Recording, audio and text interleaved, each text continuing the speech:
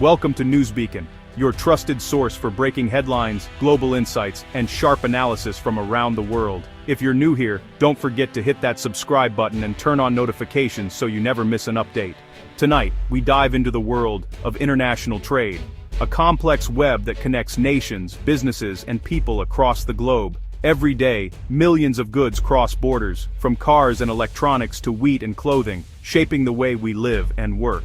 But behind the scenes, the rules that govern this exchange are anything but simple. Trade policies, like tariffs, can act as both shield and sword. On one hand, tariffs are designed to protect local industries from being undercut by cheaper imports. On the other, they can spark outrage, protests, and even international disputes. A tariff is essentially a tax placed on goods brought in from abroad. Governments often use them to give domestic companies a fighting chance against foreign competitors who might offer lower prices. This can help keep local factories running and preserve jobs at home. But this protection comes at a cost. When tariffs are imposed, imported goods become more expensive, and those higher prices often get passed on to consumers. Everyday shoppers may find themselves paying more for the same products, leading to frustration and anger. And the story doesn't end there. Trading partners may retaliate by imposing their own tariffs, targeting key industries in response. This tit-for-tat escalation can quickly spiral into a trade war, with headlines warning of economic fallout, shuttered factories, and anxious workers fearing for their livelihoods. Canada now finds itself at the heart of this dilemma. In an effort to protect its vital auto industry, the government has introduced tariffs. But this move has triggered a backlash from trading partners, putting Canadian farmers, especially those exporting wheat and other crops, at risk of losing crucial markets. Prime Minister Mark Carney faces a difficult balancing act. He must weigh the urgent need to save manufacturing jobs in cities against the growing crisis in rural communities, where farmers fear for their future. The pressure is mounting from all sides. The stakes could not be higher. One policy decision has sparked heated debate, divided the nation, and set off a chain reaction that reaches far beyond the negotiating table. Citizens, politicians, and businesses are all caught in the crossfire. This is about more than just cars and crops. It's a story of how a single economic move can send shockwaves through an entire country, affecting everything from jobs and prices to national unity and global relationships. Welcome to the double-edged sword of trade, where every decision has winners and losers, and the consequences are felt by all.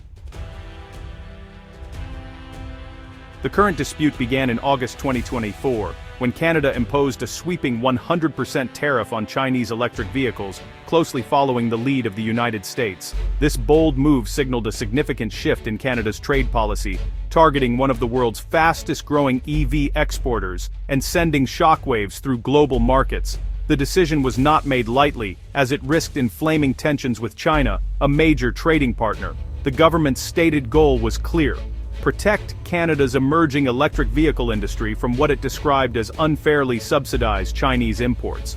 Officials argued that without intervention, Canadian manufacturers would struggle to compete, threatening thousands of jobs and the future of domestic innovation. The hope was to give local companies the breathing room they needed to grow and compete on a global scale. Ottawa didn't stop at EVs. It also slapped hefty tariffs on Chinese steel and aluminum, two critical materials for the auto sector. This move drew cheers from Canadian auto workers and manufacturers who saw it as a win for local industry. But not everyone was pleased. Some worried about rising costs and the risk of retaliation. In March 2025, China responded forcefully. Beijing announced 100% tariffs on Canadian canola and peas, and 25% tariffs on pork and aquatic products. These commodities are vital exports for Canada's prairie provinces, and the new tariffs threaten to upend the livelihoods of thousands of farmers and producers. Beijing called its response justified, arguing that Canada's actions had left it no choice. The standoff quickly escalated, with both sides digging in, and Canada's agricultural heartland caught in the crossfire. For many, the dispute became more than just a trade issue. It was a test of national resolve. Ottawa promised a full review of the tariffs, but with no clear timeline, frustration grew. The country found itself increasingly divided, with eastern provinces supporting protection for Ontario's auto industry, while western provinces demanded relief for their struggling farmers. The debate spilled into Parliament and onto the streets. What began as a move to protect Ontario's auto jobs now threatens the livelihoods of prairie farmers.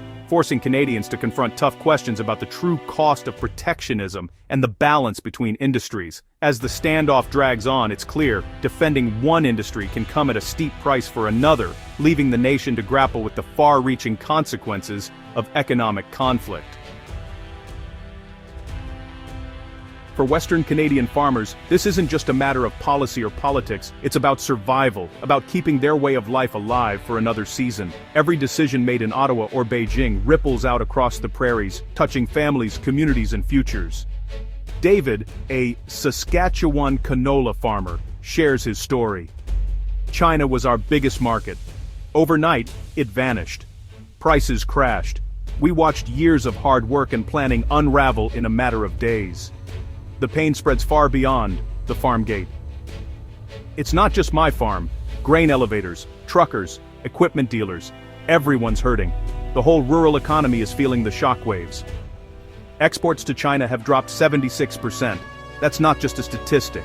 It's jobs lost, families struggling to pay bills, and small towns facing an uncertain future. We see neighbors out of work, businesses closing their doors. David feels abandoned by those in power. We're sacrificed to protect jobs elsewhere. It's unfair. We're the backbone of this country, but right now, we feel invisible. Prairie premiers echo his plea, warning Ottawa of a rural economy in crisis. They call for urgent action, not just words, to prevent a deeper collapse. We're not against supporting other industries, David says, but don't cut us off at the knees. We want a fair shot, not special treatment, just a level playing field. The Chinese ambassador offers a deal. Lift the EV tariff, and China lifts its agricultural tariffs. It's a high-stakes negotiation, with farmers' livelihoods hanging in the balance. We just want to compete fairly again, before it's too late. Give us the chance to do what we do best, grow food for the world. Farmers feed families, David reminds us. We shouldn't be pawns in a trade game. Our children deserve a future here, on this land. The West demands action, not promises. Rural voices are rising, calling for real solutions and respect for their contribution to Canada. The clock is ticking for rural Canada. The choices made now will shape the prairies for generations to come. In Ontario, the story flips. Maria, an auto parts manager, says, "This is about survival. We're investing billions to shift to electric vehicles." She argues, "We can't compete with state-subsidized Chinese EVs. Without tariffs, our industry would collapse before it starts." The tariffs buy time to retool, retrain, and build a North American EV supply chain. Ontario Premier Doug Ford insists, dropping tariffs risks jobs and our U.S. partnership. For the auto sector, this is about the future, battery plants, R&D, high-skilled jobs. If we give up now, we lose innovation and investment, Maria warns. She sympathizes with farmers but says, removing tariffs would sacrifice our manufacturing future. The auto industry sees the tariff as a lifeline, not a weapon. The stakes, today's jobs, and tomorrow's prosperity. China's position is clear, voiced by Ambassador Wang Di. China did not provoke this dispute, he says. We seek mutual respect and win-win cooperation. Wang calls Canada's EV tariff discriminatory and a violation of fair trade. China's retaliatory tariffs, he insists, are a legitimate defense of national interests. Crucially, Wang offers a solution. If Canada removes its EV tariff, China will lift its agricultural tariffs. The message, the ball is in Canada's court. This frames the solution as a simple exchange. Tariff for tariff. The offer appeals directly to suffering prairie farmers and their political allies. For Ottawa, it's a tempting off-ramp, but not without consequences. The diplomatic chessboard is set. The U.S. looms large in this dispute. Former President Donald Trump warns, if Canada drops its EV tariff, it betrays the North American front against China. Trump insists high tariffs are the only way to protect American jobs and industry. He fears Canada could become a backdoor for Chinese EVs into the U.S. market. The threat, U.S. retaliation if Canada goes soft on China. For Prime Minister Carney, this means any move is scrutinized in both Beijing and Washington. Ontario's Premier echoes, the warning breaking ranks with the U.S. could jeopardize trade and goodwill. The auto industries are deeply integrated. One misstep could trigger broader conflict. Carney faces a classic diplomatic bind: appease China and the prairies, or risk US wrath. There's no easy exit. Prime Minister Carney stands at the crossroads, pulled by powerful forces. Prairie premiers demand relief for farmers, pointing to China's offer as a quick fix. Ontario and the auto sector urge him to hold firm, warning of long-term damage if he backs down. Scrapping the tariff could heal the West but anger Ontario and the US. Keeping it protects manufacturing but deepens the agricultural crisis. Every choice creates winners and losers. Carney's decision will define his legacy and the country's economic future. The nation waits for his move. The numbers reveal a divided Canada. Saskatchewan's canola exports to China have plunged 76%, a loss of millions for farmers. Manitoba's pork industry faces $19 million in annual losses from Chinese tariffs. Every lost dollar ripples through rural communities, threatening jobs and businesses. Meanwhile, Ontario's auto sector credits the tariff for billions in new EV investments and job security. The paradox: what saves one region hurts another. There's no middle ground, only hard trade-offs. The government must choose whose pain to ease.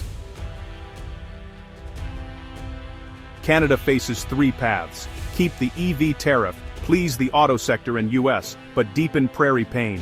Accept China's deal, lift the tariff, save farmers, but risk US backlash and auto jobs. Seek compromise, lower the tariff or set quotas, hoping to appease both sides, but risk satisfying neither. Each option carries risk, requiring deft diplomacy. This crisis shows how global trade decisions ripple through every corner of the country. A car policy in Toronto can devastate a farm in Saskatchewan. The coming decision isn't just about tariffs, it's about Canada's identity and future. For farmers, factory workers and consumers, the outcome will shape their lives. The world is watching as Canada chooses its path.